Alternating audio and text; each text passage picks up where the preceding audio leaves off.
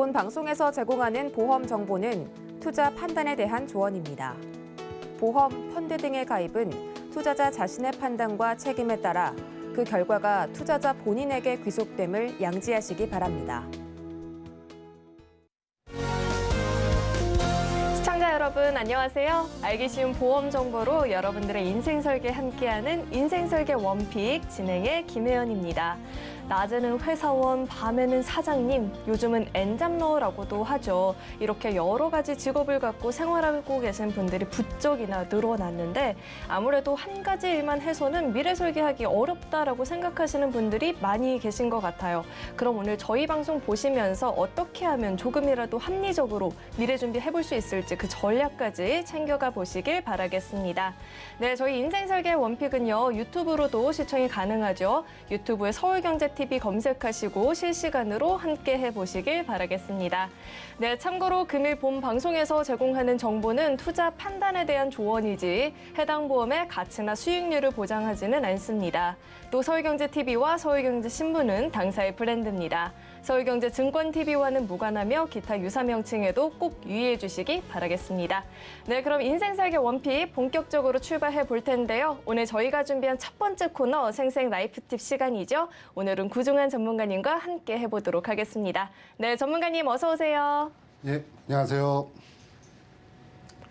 네, 오늘 구중한 전문가님께서는요, 뇌졸중, 재활병원 대 요양병원이라는 주제로 강의를 준비해 주셨다라고 합니다. 네, 여러분들은 재활병원과 요양병원의 차이점을 알고 계실까요? 이 두 가지의 차이점부터 또 뇌졸중 하면 우리 이제 간병인 부담도 빼놓을 수 없잖아요. 관련한 이야기 들어보도록 하겠습니다.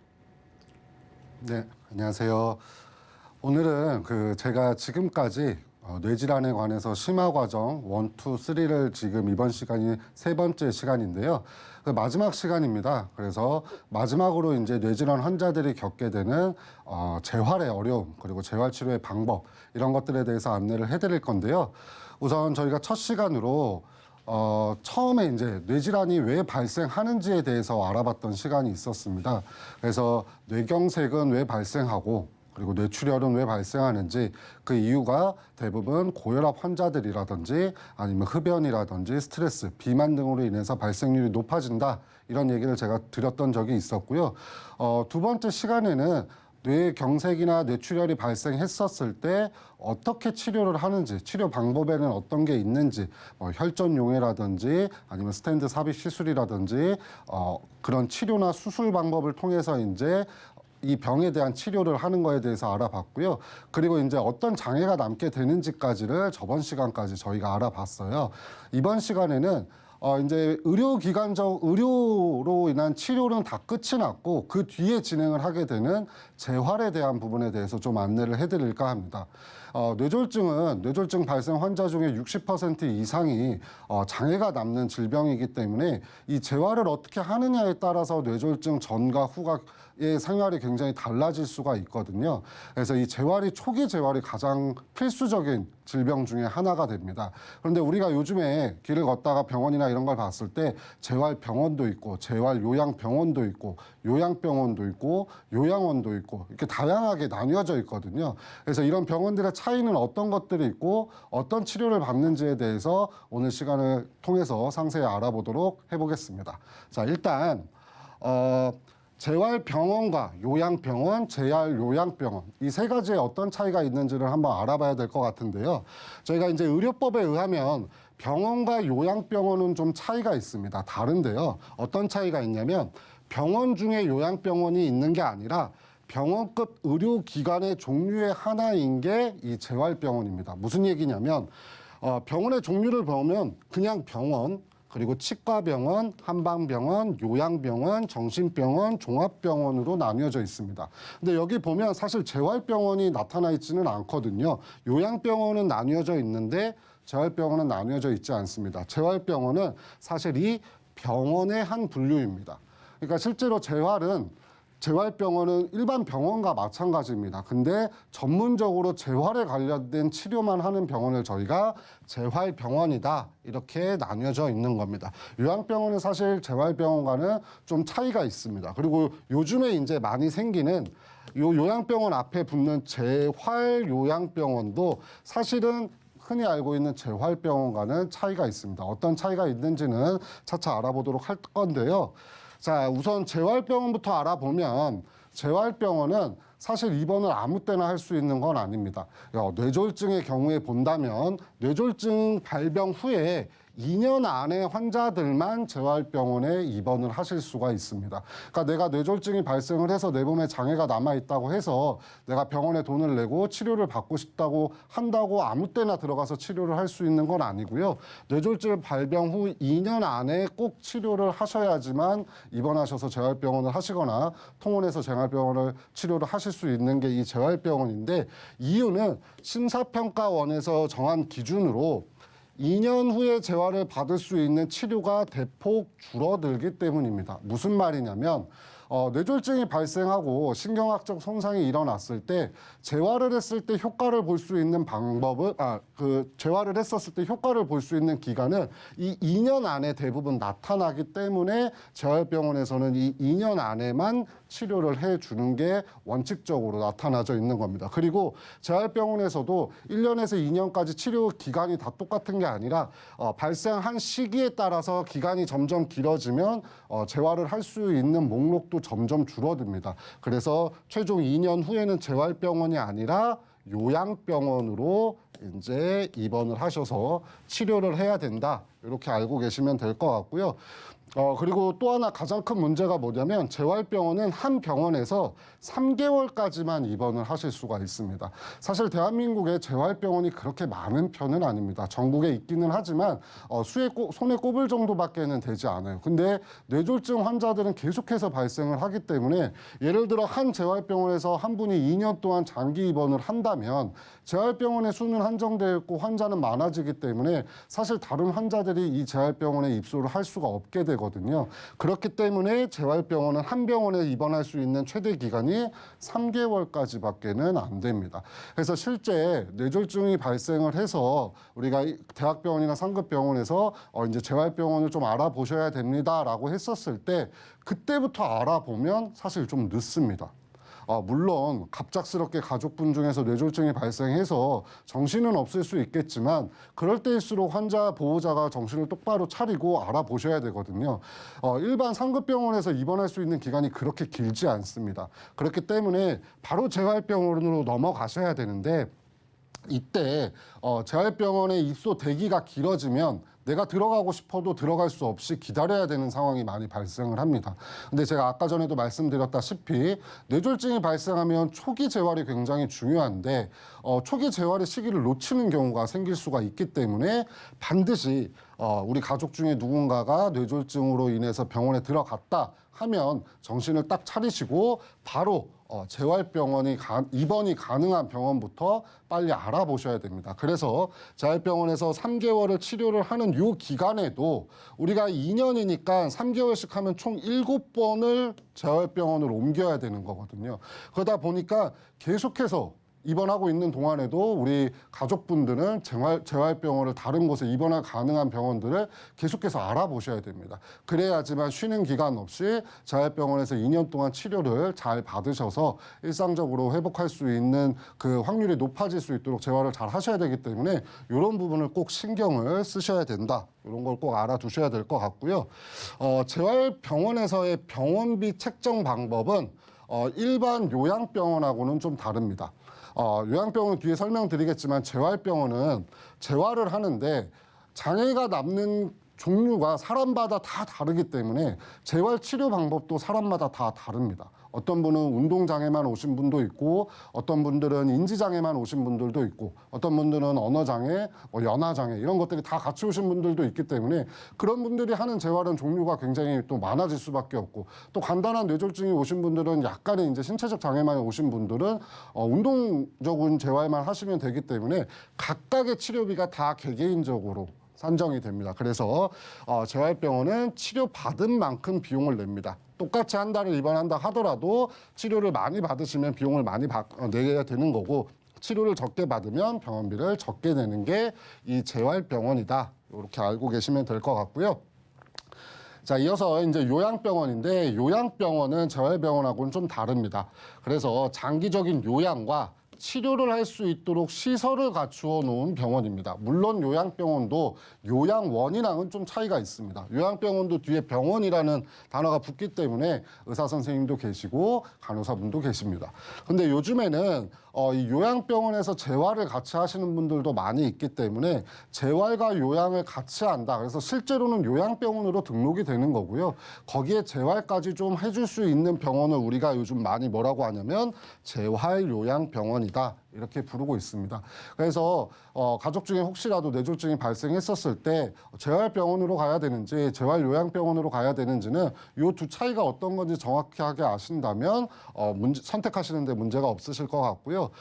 또 하나는 아까 전에 재활병원은 입원하는 기간이 정해져 있었습니다. 근데 요양병원은 입원하는 기간이 정해져 있지 않습니다. 내가 있고 싶은 만큼, 요양하고 싶은 만큼 개월 수에 상관없이 입원하실 수 있고 재활도 재활 시간에 상관없이 최소 재활만 할 수 있기 때문에 재활 시간도 그 시간에 맞게끔 내가 원하는 기간 동안 계속해서 할 수 있는 게 재활 요양병원이다. 그래서 내가 이렇게 재활병원으로 옮기면서 다니는 게 조금 불편하고 힘든 상황이다 했었을 때는 재활 요양병원에서 장기적으로 입원과 재활을 동시에 하면서 또 재활을 하실 수 있는 방법이 있다. 이렇게 보시면 될 것 같고요. 그리고 병원비를 책정하는 방법도 재활병원이랑은 좀 다릅니다. 아까 재활병원은 여러 가지 치료가 서로 다른 치료를 하기 때문에 각각의 치료 비용을 각자 낸다라고 했는데 요양병원은 치료를 무엇을 받았냐 상관없이 하루 치료비가 일정합니다. 그래서 요양병원은 처음에 들어갔을 때 요양재활병원도 마찬가지입니다. 들어갈 때 한 달치 병원비를 책정하고 입원을 하게 됩니다. 그렇기 때문에 어떤 치료를 받느냐, 내가 요양만 하느냐 아니면 재활도 같이 하느냐에 상관없이 병원비가 대부분 일정하다 이렇게 보시면 될 것 같고요. 재활병원하고 요양병원 그리고 요양재활병원은 간병인을 사용하는 방법이 조금 다릅니다. 이거는 일반적인 얘기인 건데요. 좀 다를 수 있는 병원도 있지만 일반적으로 재활병원은 1:1 간병을 원칙으로 합니다. 그렇기 때문에 가족분이 1:1로 환자를 간병을 해주시거나 아니면 병원에서 지정되어 있는 간병인을 쓰셔야 되는데 그 조건이 1:1인 경우가 많습니다. 왜냐하면 계속적으로 이제 옮겨가면서 여러 가지 재활 치료를 받아야 되고 또 집중적으로 재활을 받아야 되는 시기 때문에 전문적으로 재활을 해줄 수 있는 도움을 드릴 수 있는 간병인이 있어야 되는 시기이기 때문에 보통 재활병원은 1:1 간병을 원칙으로 많이 하세요. 그러다 보니까 사실 병원비보다도 이 재활병원에 있는 2년 동안에는 간병비에 대한 부담이 굉장히 많아질 수 있는 시기가 이 재활병원에 있는 2년의 기간이다. 이렇게 생각을 하시면 될 것 같습니다. 요양병원과 재활요양병원은 간병인을 쓰기는 합니다. 그런데 이 간병인을 쓰는 게 선택사항입니다. 1:1을 쓸지, 1:2를 쓸지, 3, 4, 6, 8 등으로 다양하게 이제 우리가 선택할 수 있는 여러 간병인 제도가 있습니다. 그래서 예를 들어서 한 명의 간병인이 8분의 환자를 맡는다 하면 1:8 간병인 진행이 되는 건데 사실 이렇게 되면 좀 경제적으로 부담이 좀 덜하실 수가 있는 거고요. 재활병원에서 1:1 간병을 쓸 때는 사실 좀 차이가 있긴 하지만 보통 하루 간병비가 9만 원에서 12만 원 이거보다 더 많이 들어가거나 조금 더 적게 들어갈 수는 있지만 보통 선이 9만 원에서 12만 원입니다. 그리고 실제로 이런 것들이 카드 납이 되거나 아니면 이런 것들이 없기 때문에 대부분 현금으로 지급을 해줘야 되는 상황이라서 사실 병원비 이외에 간병비에 대한 부담이 굉장히 많아질 수 있는 게 이 재활병원의 1:1이고요. 말 그대로 요거는 좀 n분의 1이라고 보시면 되겠죠. 그래서 굉장히 좀 저렴하지만 실질적으로는 1:1 전문 케어를 받지 못하기 때문에 약간의 좀 불편함은 있을 수 있는 게 이 몇 대 몇 간병인이다 이렇게 생각을 하시면 될 것 같습니다. 그리고 마지막으로 이제 우리가 병원비도 들어야 되고 또 간병인도 들어야 되고 굉장히 좀 경제적으로 많이 어려워지지 않을까라고 걱정하시는 분들이 있으실 텐데 사실 이 뇌졸중도 마찬가지고 다른 질병도 마찬가지지만 나라에서 본인 부담 상한제라는 거가 진행이 되고 있습니다. 이 본인 부담 상한제라는 건 뭐냐면 의료 서비스를 많은 가정과 이제 경제적인 경제적으로 의료 서비스를 많이 받으면 이제 취약한 계층들은 의료비에 대한 부담이 클 수밖에는 없습니다. 그래서 국가에서 이런 사회적 약자들을 위해서 과도한 의료비의 부담을 덜어주는 정책을 시행을 하고 있는데요. 그중 하나가 이 본인 부담 상한 제도입니다. 본인 부담 상한 제도는 1년 동안 지불한 의료비 중에서 본인이 부담할 수 있는 금액을 산정을 합니다. 나의 소득 수준에 따라서. 그래서 그 금액 이상을 쓴 금액은 나라에서 환급받을 수 있는 게 이 본인 부담 상환제입니다. 자, 예를 들어서 본인 부담 상환제가 내가 500만 원이다, 내 소득에서. 근데 내가 병원비를 예를 들어 1,000만 원을 썼다. 그러면 그 다음 해에 이 500만 원 이상 초과된 금액인 500만 원을 환급받을 수 있는 제도가 이 본인 부담 상환제입니다. 근데 모든 금액을 다 상환받을 수 있는 건 아니고요. 우리가 병원에 가면 급여 항목이 있고 비급여 항목이 있습니다. 근데 아까 전에 제가 얘기했던 500만 원의 한도는 어떤 것만 책정이 되는 거냐면 급여 항목에 대해서 500만 원 이상을 썼었을 때만 환급받을 수가 있습니다. 비급여는 이 금액에 포함되지는 않습니다. 그렇기 때문에 무조건 내가 병원비에서 전체 금액 쓴 1,000만 원을 병원비에 썼다. 그래서 500만 원 내가 환급받을 수 있겠구나 이렇게 생각하시는 게 아니라 전체 병원비를 보셨을 때 급여 항목이 500만 원 이상이 됐었을 때만 그 차액분을 환급받으실 수 있다 이렇게 생각하시면 될 것 같고요. 이 표는 이제 등급을 매기는 겁니다. 소득에 대해서 등급을 매기는 건데요. 가장 취약층인 1분위부터 가장 높은 10분위까지입니다. 그래서 가장 취약층은 81만 원 이상 쓴 것들에 대해서 환급을 받으실 수가 있는 거고 지금 현재 가장 중상위권들은 582만 원을 쓴 금액에 대해서 환급받으실 수 있는 게 이 본인 부담 상환제입니다. 그래서 너무 뭐 뇌졸중이 발생했다 그래서 과도한 병원비가 든다. 뭐 어쩌보면 굉장히 치료비도 많이 들고 또 간병비도 많이 들고 해서 무서운 질병이고 해서 준비를 잘 해야 되는 건 맞지만 나라에서 또 이런 본인 부담 상한제라든지 자기 부담 상한제 그리고 재난적 의료 비용 이런 것들도 있기 때문에 그런 것들을 통해서 우리가 의료적인 손해를 너무 많이 보지 않으실 수 있는 사회적 기반은 마련되어 있습니다. 그렇기 때문에 조금 더 건강 관리를 잘 해서 뇌졸중이 발생하지 않도록 하는 게 가장 최우선이기 때문에 건강 관리 잘 하시고 절대로 뇌졸중 같은 무서운 질병이 발생되지 않으셨으면 좋겠습니다. 오늘 시간은 여기까지 하도록 하겠습니다. 감사합니다. 네, 우리 구중환 전문가님 언제나 이 뇌졸중을 집중적으로 강의를 준비해 주셨죠. 덕분에 이 뇌졸중만큼은 전략 세우기가 훨씬 더 수월해진 것 같아요. 오늘 이렇게 좋은 강의 준비해 주신 우리 구중환 전문가님과는 여기서 인사드리도록 하겠습니다. 네, 오늘 말씀 고맙습니다. 예, 감사합니다. 네, 오늘 강의 내용 한눈에 알아보기 쉽게 정리해 봤으니까요. 화면으로 확인해 보시죠.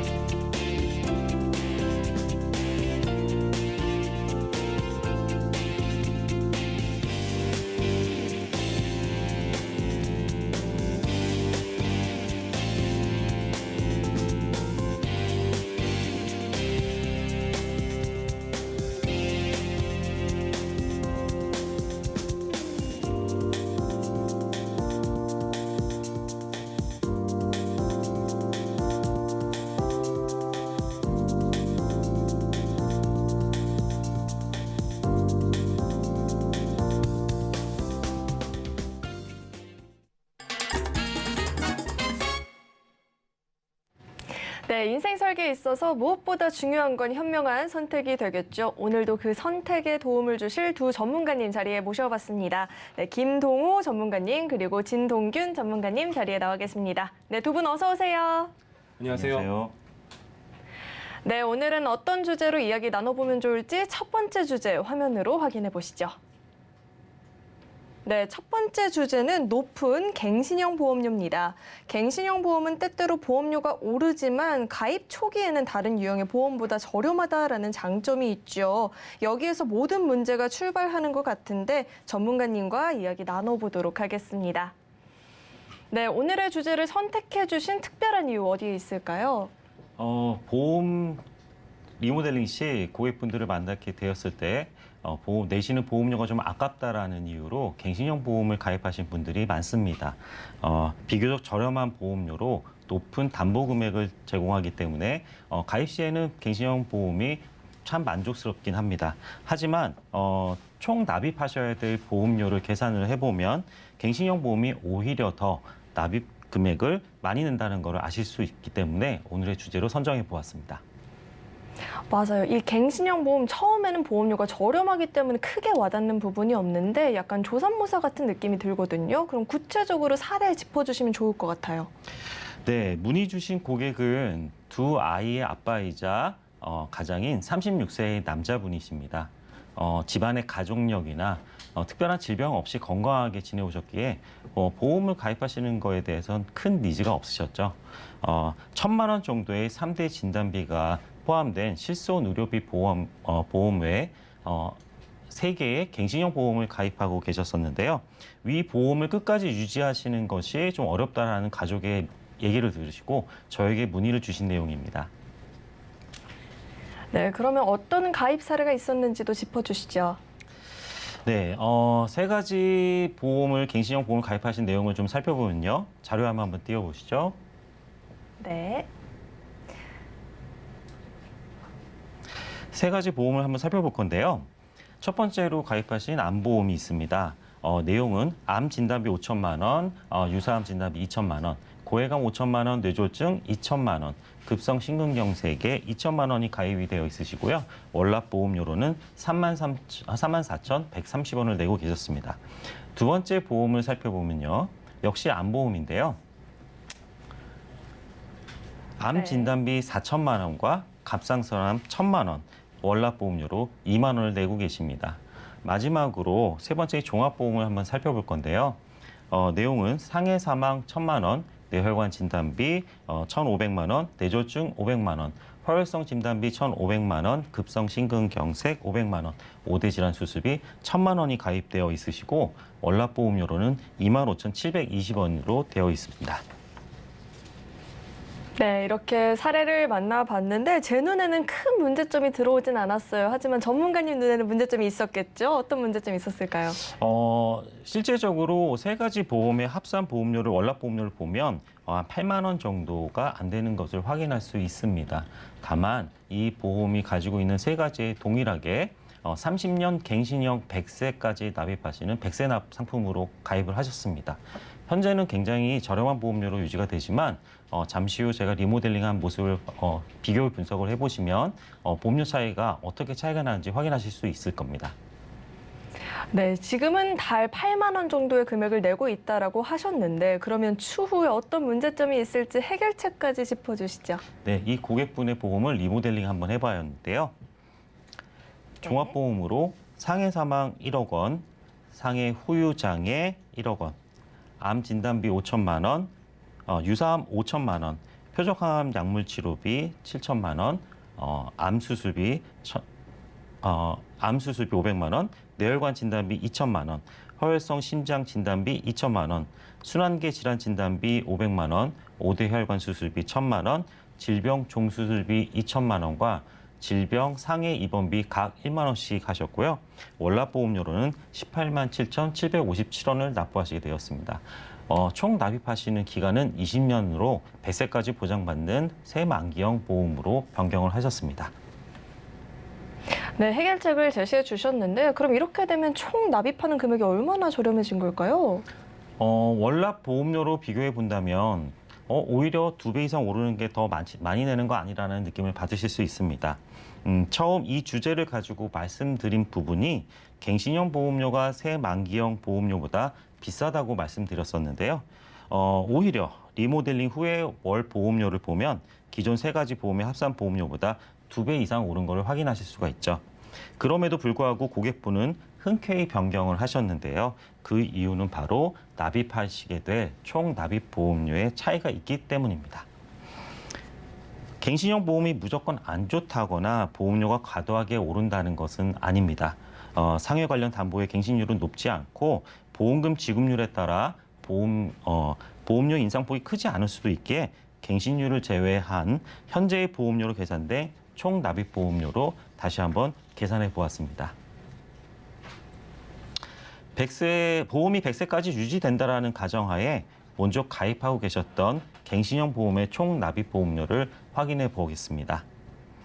세 가지 보험의 합산 총 납입 보험료는 6,200만 원 정도가 되는데요. 지금까지 납부한 보험료와 갱신 시 오르는 갱신료를 무시한다라는 조건으로 지금부터 납입하셔야 될 보험료를 계산해 보면 총 잔여 보험료는 무려 6,200만 원이 되는 것을 확인할 수 있습니다.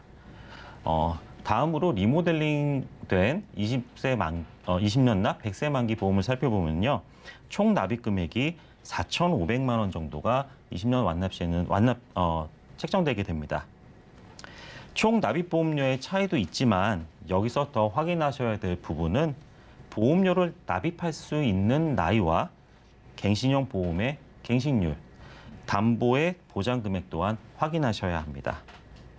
경제활동을 아무리 길게 한다고 해도 60세 중반이 되면 경제활동이 쉽지가 않고 현재 가입하고 계신 갱신형 보험료에 납입 보험료에 비해 큰 담보를 보장하고 있기 때문에 갱신 시마다 크게 오를 가능성이 높습니다. 변경된 보험의 보장 내용을 보면 기존의 보험보다 더 큰 담보 금액을 보장하며 종수술비, 입원비 등의 담보도 추가로 확인되었음을 알 수 있습니다. 한 가지 더 말씀드리자면 총 납입 보험료의 차액인 1,700만 원을 꼭 보험료가 아닌 주택 준비 마련 자금이나 자녀 교육 자금으로 활용할 수 있는 기회 비용이 생기게 되죠. 물론 살아가면서 병력이나 경제 상황 등 여러 가지 변수가 생길 수 있겠지만 갱신형 보험을 평생 동안 유지했을 때의 불안함을 없애고 좀 더 명확한 기준으로 안정된 삶을 살아갈 수 있으며 보험료 총 차액만큼의 기회 비용을 생각했기에 의뢰하신 고객님도 만족하며 변경하지 않았나 생각이 됩니다. 네, 전문가님께서 제시해주신 해결책 덕분에 월 납입 금액이 높다고 비싸다고 오해하실 수도 있지만 총 납부 금액이 대폭 줄었죠. 오늘 같은 전략 잘 활용하셔서 인생 설계 잘 해보시길 바라겠습니다. 네, 참고로 금일본 방송에서 제공했던 정보는 투자 판단에 대한 조언이지 해당 보험의 가치나 수익률을 보장하지는 않는다는 점 꼭 참고해 주시길 바라겠고요. 이어서 두 번째 주제도 화면으로 확인해 보시죠. 네, 두 번째 주제는 직업 고지 의무입니다. 처음 보험에 가입을 할 때 그리고 필요할 때 직업이 달라졌다라고 하면 어떻게 해야 될까요? 이야기 나눠보도록 하겠습니다. 네, 요즘 사실 최근에는 개인정보 유출에 있어서 굉장히 예민하신 분들은 또 꺼리실 것 같기도 한데 네. 주제 선택해 주신 이유 어디에 있을까요? 개인정보에 안 민감하신 분은 사실은 없을 것 같아요. 그쵸. 하지만 이제 보험과 같은 경우는 이제 보험사의 계약이기 때문에 보험 가입하셨을 때 아마 안내는 받으셨을 건데 대부분 잊고 지내는 것들이 이제 직업에 대한 통지의 의무입니다.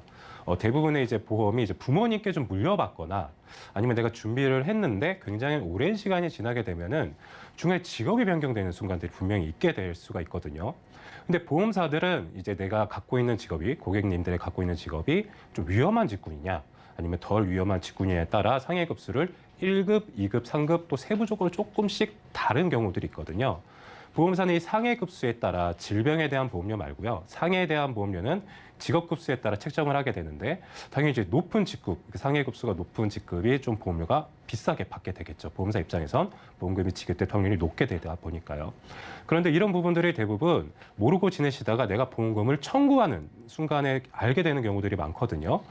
이제 보험금 청구서에 보면은 직업란에 대해서 직업을 기재하게 되는 란이 있는데 이거를 이제 청구를 했을 경우에 이제 콜센터에서 안내가 왔을 때 직업이 변경이 되셨으니까 직업에 대한 변경을 진행을 하셔야 됩니다라는 안내를 받게 되는데 이렇게 되는 순간에 좀 굉장히 당황스러워하시는 분들도 계시거든요. 경우에 따라는 보험금이 뭐 부지급이 된다라든지 아니면 기존에 변경된 직업에 따른 보험료에 대한 추징이 일어난다라든지 이런 부분들이 있기 때문에 오늘 말씀드린 주제는 시청자님들께서 이런 직업 통지 의무에 대해서 좀 알고 계셔야지만 손해보지 않을 것 같아서 주제를 선정하게 되었습니다. 요즘은 특히나 여러 가지 직업을 갖고 계신 분들이 많이 계시잖아요. 또 가입을 할 때 당시의 직업과 지금의 내 직업이 다르다라고 하면 더욱더 혼란스러울 것 같은데 그러면 구체적으로 어떤 사례 만나보셨을까요? 네, 사연을 주신 분께서는 이제 43살 이제 남성분이신데요. 아직까지는 이제 미혼이신데 기존에 이제 부동산 임대업 쪽을 하고 계시다가 이제 새로운 직군에 대해서 좀 발을 들여놓게 된 상황이에요. 네. 그런데 이제 새로운 직군이 이제 특수 화물차에 대한 운전이거든요. 그렇게 됐을 때는 기존 부동산 임대업 같은 경우는 이제 상해급수가 1급이나 2급 정도 해당이 되시게 되는데 바뀐 직업으로는 이제 상급으로 보험사에서는 굉장히 위험도를 높게 본다라는 내용으로 보시면 될 것 같습니다. 네. 그런데 이번에 직업을 변경하게 되면서 건강검진도 함께 받으셨는데 대장 용종도 하나 제거를 하셨고 사연을 들어보니 2012년경에는 이제 혈압약을 복용하기 시작했다라고 말씀을 해주시더라고요. 그래서 지금 사연 주신 분께서는 이제 직업이 변경됨에 따라 기존에 있던 보험에서 이제 똑같이 안내가 온 겁니다. 직업에 대한 변경을 하셔야 되고 특약을 삭제하시거나 조정이 돼야 됩니다라는 부분 때 안내를 받아서 저희한테 이제 의뢰가 된 내용을 이제 상담을 드리고 이제 제안을 또 다시 드리게 된 내용이라고 보시면 될 것 같습니다. 네, 그러면 기존에 가입했던 사례는 어떤 게 구체적으로 있었을까요? 네, 좀 자세하게 하나씩 살펴보도록 할게요. 일단 첫 번째로는 H손해보험의 종합보험을 하나 가입을 하고 있었는데요. 그 내용을 좀 살펴보게 되면은 상해로 인한 사망으로 하셨을 경우에는 1억 원, 질병으로 인한 사망하셨을 경우에는 5천만 원인데 손해보험사 상품 같은 경우에 사망을 좀 다르다라고 말씀을 드렸어요. 생명보험사와 상해 사망은 최대 100세까지 보장을 받을 수 있는 반면에 질병으로 인한 사망 같은 경우는 최대 80세까지만 보장을 받을 수 있기 때문에 간혹 이제 분쟁이 생기는 경우가 있을 수 있다라는 점 유의하셔야 될 것 같고요. 그리고 상해로 인한 입원이나 질병으로 인해 입원하셨을 경우에 이제 각 1만 원씩 그리고 희귀 중대한 크론병이라든지 중대한 상해 수술비라든지 이제 저희가 이제 전문가에서 말씀드리는 확률이 높은 부분들보다는 확률이 낮지만 크게 보장받을 수 있는 특약들이 많이 가입되어 있었던 상태고요. 네 번째로는 이제 일상생활 배상 책임이라고 해서 내가 의도치 않게 타인에게 신체에 손해를 입히거나 아니면 재물에 손해를 입혔을 경우에 보상받는 배상 책임 특약 1억 원 그리고 실손의료보험이 이때 당시에는 특약으로만 가입이 됐었던 상황이거든요. 그래서 입원 의료비 5천만 원에 통원 의료비 25만 원인데 여기서 조금 좀 잘못되어 있던 부분은 이제 기존에 가입하셨을 때 상해로 인한 통원 같은 경우는 빠져 있던 부분이거든요. 그래서 이런 부분들 좀 아쉬운 부분인데 보험료를 봤을 때는 11만 8,050원 정도로 20년 납 100세 만기 상품이었습니다.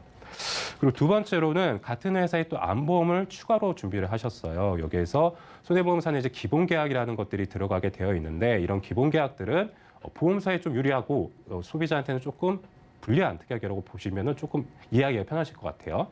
안보험에 이제 암으로 인한 사망하셨을 경우에는 1억 2천 원 정도의 이제 가입 한도가 들어가 있고요. 그리고 일반암 진단 받으셨을 경우에는 1,000만 원 진단비, 그리고 유사암, 갑상선암, 기타 피부암, 제자리암, 경계성 종양 이 네 가지에 대해서는 200만 원.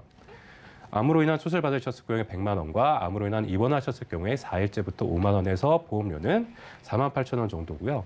이 상품이 좀 안타까운 점은 이제 15년 갱신 상품이라고 보시면 될 것 같습니다. 따라서 앞서 이제 김동호 전문가님의 갱신형 보험에 대한 이제 전반적인 설명을 드렸는데 이번 100세까지 납입을 하셔야 되는 거고 갱신 주기마다 보험료는 상승이 될 예정입니다. 세 번째로는 H손해보험 동일한 회사입니다. 운전자 보험을 가입하고 계시거든요.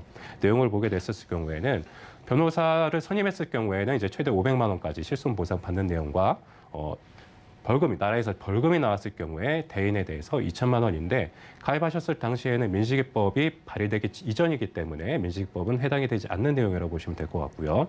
그리고 이제 내가 상대방이 6주 이상의 중상해를 입거나 사망케 했을 때 합의금을 받을 수 있는 게 교통사고 처리 지원금의 내용인데 사망 케이스 경우에 최대 3천만 원 정도 받을 수 있는 가입이 되어 있었고요. 그리고 골절 진단비 30만 원과 자동차 부상 치료비 10만 원 정도로 해서 보험료는 5만 원 정도로 좀 많이 가입이 되어 있으신 건데 이거는 보장보험료 플러스 이제 적립보험료가 더 들어가 있는 거라고 보셔야 될 것 같아요. 20년 납 80세 만기고요. 이 전체적인 내용을 이제 세 가지 정도로 문제점을 짚어보았을 때는 이분께서는 사실은 고혈압 약을 드시고 계시거든요. 그렇다라고 하면은 사실은 혈관 쪽에 대한 부분들이 잘 준비가 되어 있어야 함에도 불구하고 그런 부분들이 전혀 준비가 안 되어 있던 게 이제 첫 번째 문제점이라고 볼 수가 있을 것 같고, 아까도 짚어드렸지만 이제 15년 갱신의 안보험 자체가 지금 당장은 좀 저렴해서 갖고 가시는데 큰 문제가 없으시겠지만 정작 발병률이 높아지게 되는 70대나 80대 시점에는 사실 유지하기가 어려운 상황이 될 수도 있거든요. 이런 문제점과 마지막으로 이제 상해 의료비에서 통원 정도가 빠져 있던 부분과 통지 의무가 지켜지지 않았던 점이 이제 세 가지 문제점 정도로 짚어볼 수가 있을 것 같습니다. 이분 이야기를 들어보니까 직업도 변경이 됐고 병력도 생겼는데 그 어느 때보다도 보험이 중요하잖아요. 그런데 이 알릴 의무를 몰라서 보험료를 못 받게 되면 안 될 것 같아요. 그럼 해결책 어떤 게 있을까요? 일단은 이제 가장 3대 진단비 저희가 실손 의료보험 다음으로 준비를 해야 된다라고 말씀을 드리는 게 암에 대한 진단과 뭐 뇌혈관 쪽에 대한 것과 심장혈관 쪽에 대한 것들을 말씀을 드리는데, 첫 번째 암보험은 저희가 방송을 하면서 늘 말씀을 드렸습니다. 이제 고혈압 약을 드시거나 고지혈 약을 드시거나 당뇨약을 드시는 분들은 일부 회사에서는 할증이 되지 않은 건강체 상품으로 암보험이 충분히 가입이 가능하기 때문에 일단 심사부터 넣어보라라고 이제 말씀을 드리게 되는데요. 지금 사연 주신 시청자님께서는 이제 H생명에서 일반 건강체에 대해서 무할증 암보험으로 가입이 가능하다라는 이제 심사 승인은 났습니다. 다만 이제 기존에 이제 1개월 전이거든요. 이제 의뢰를 주시기에 1개월 전쯤에 대장용종 제거를 한 이력이 있기 때문에 유병자 상품, 그러니까 이미 할증이 되어 있는 상품으로 암보험을 준비하시게 되면은 부담보, 대장이나 직장에 관련돼서는 이제 부담보 조건이라고 해서 동일하게 이제 진단금이 나간다라는 조건이 되게 되지만, 건강체 상품 같은 경우는 직장과 이제 대장과 관련해서는 5년 정도는 우리가 앞으로는 좀 보상이 힘들고 5년 이후에는 제대로 보상이 되겠다라는 조건이었거든요. 근데 보험료를 보시게 되면은 일반암 진단비가 5천만 원이고요.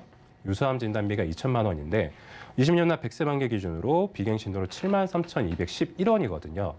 안내는 동일하게 드렸습니다. 이제 경화증, 이제 종합보험, 유병자 종합보험에 대해서 암 진단비만 가입하셨을 때는 12만 원 가량이 되고요.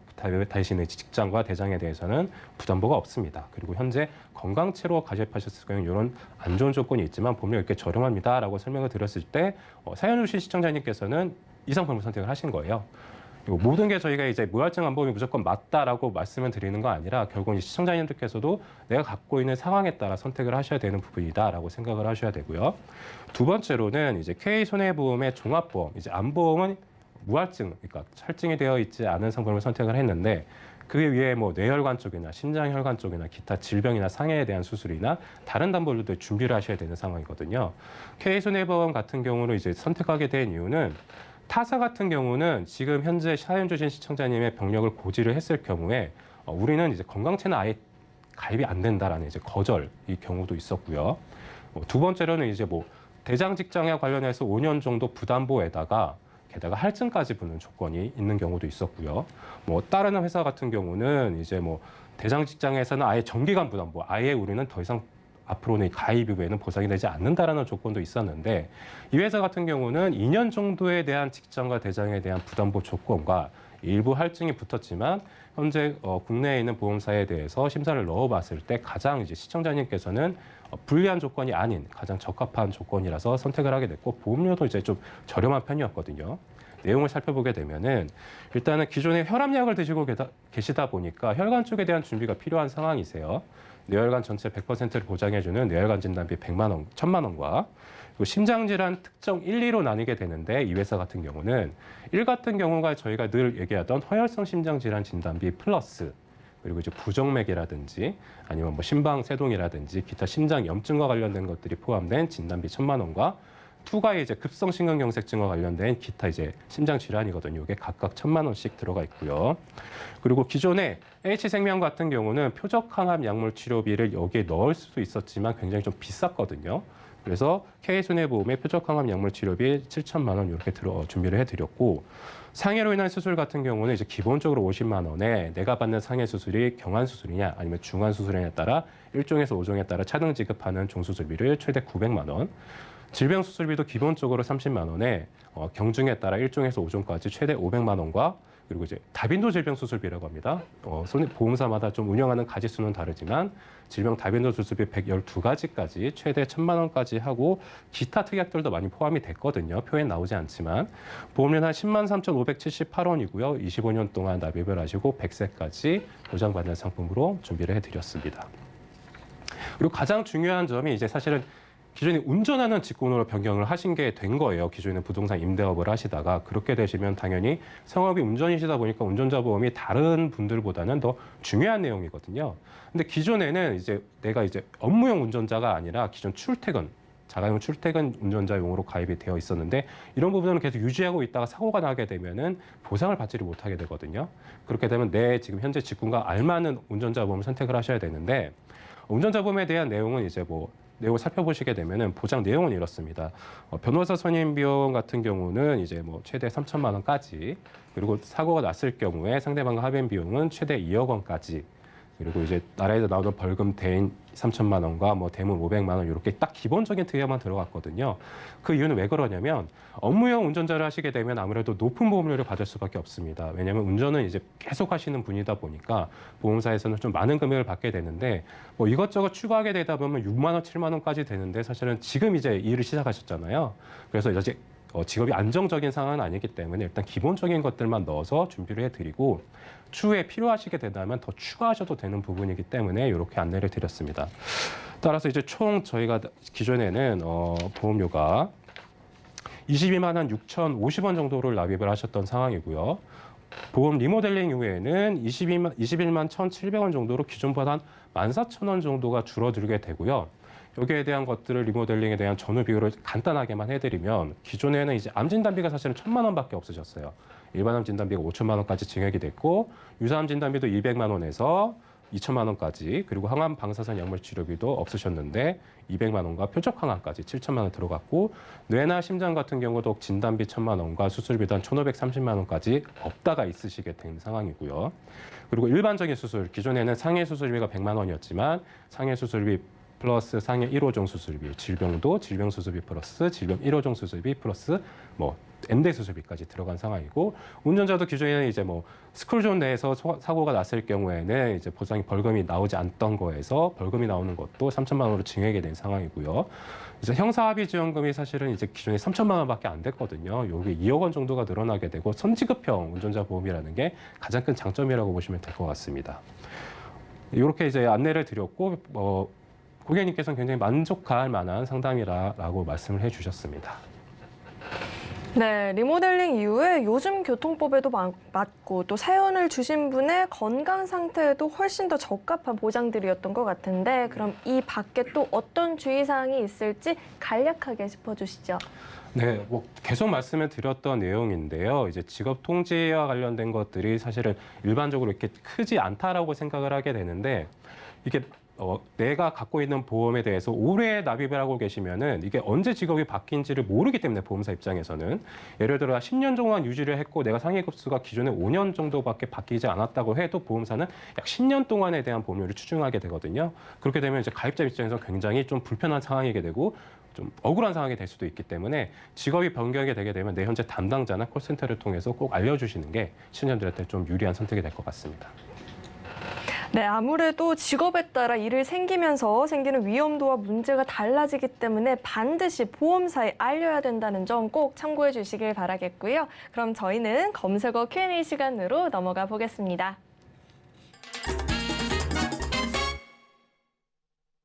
네, 현재 이 시점 가장 뜨거운 보험 키워드에 대한 궁금증을 스피디하게 풀어보는 시간이죠. 첫 번째 궁금증, 갱신형 보험은 새 만기형 보험에 비해 무조건 안 좋은 걸까요?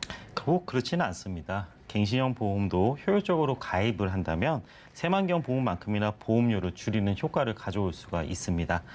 그 경우를 살펴보면 월납 보험료에 비해 너무 과도하지 않은 진단비를 보장하고 있거나 기존의 보험을 안정적으로 준비하신 분이 목적에 의해서 추가 보장을 원하시는 경우 혹은 경제활동이 쉽지 않거나 연세가 많으신 분들이 보장을 받는 경우에는 새만경 보험과 같이 갱신형 보험도 효율적이라고 말씀드릴 수 있습니다.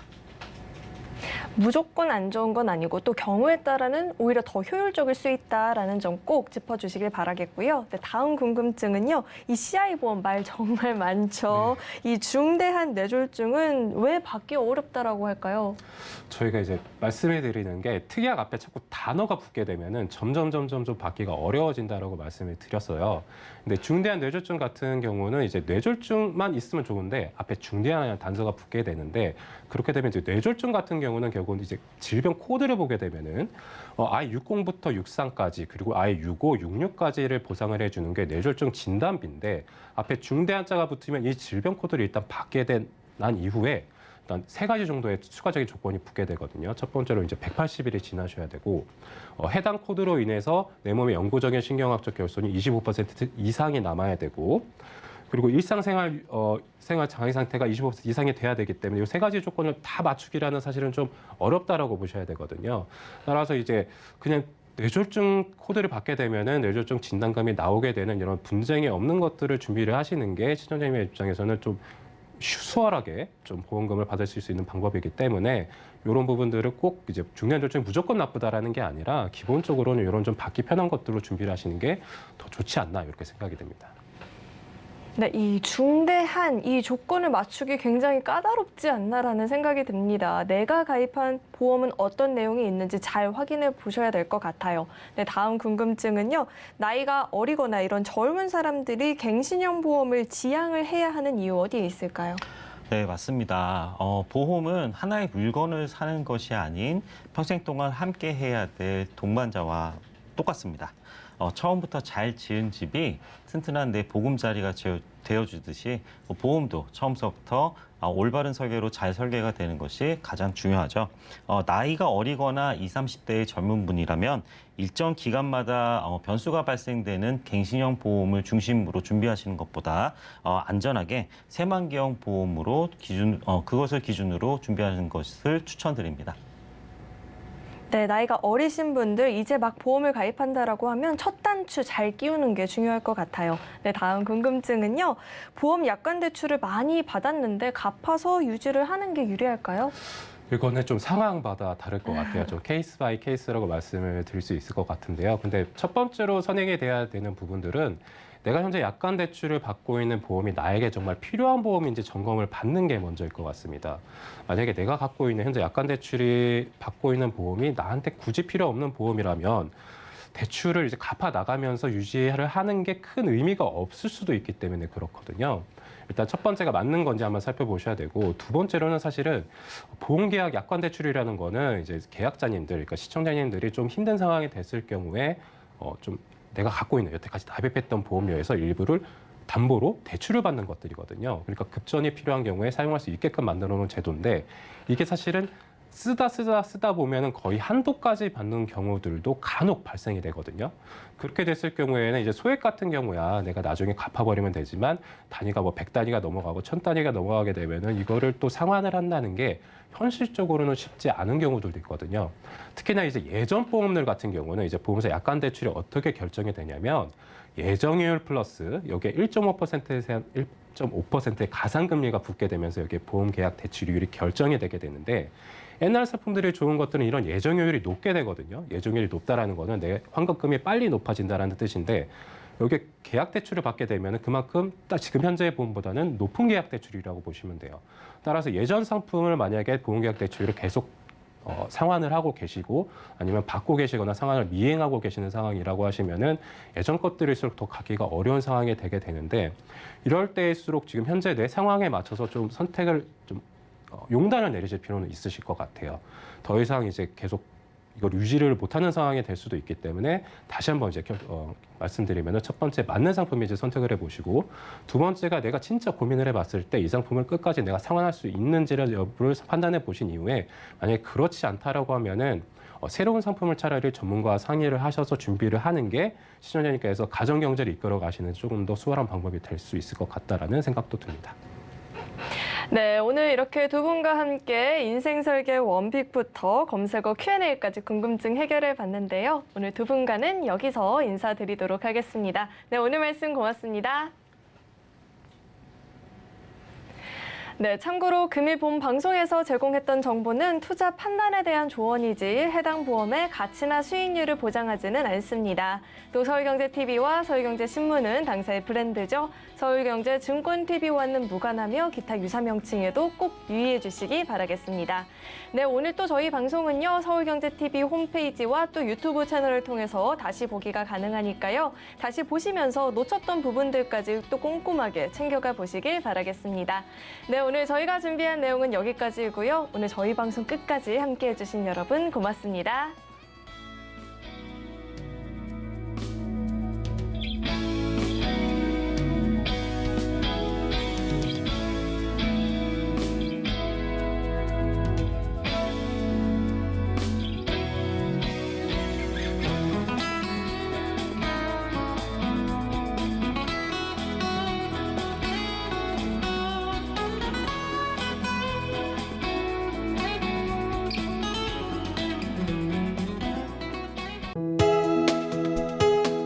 본 방송에서 제공하는 보험 정보는 투자 판단에 대한 조언입니다.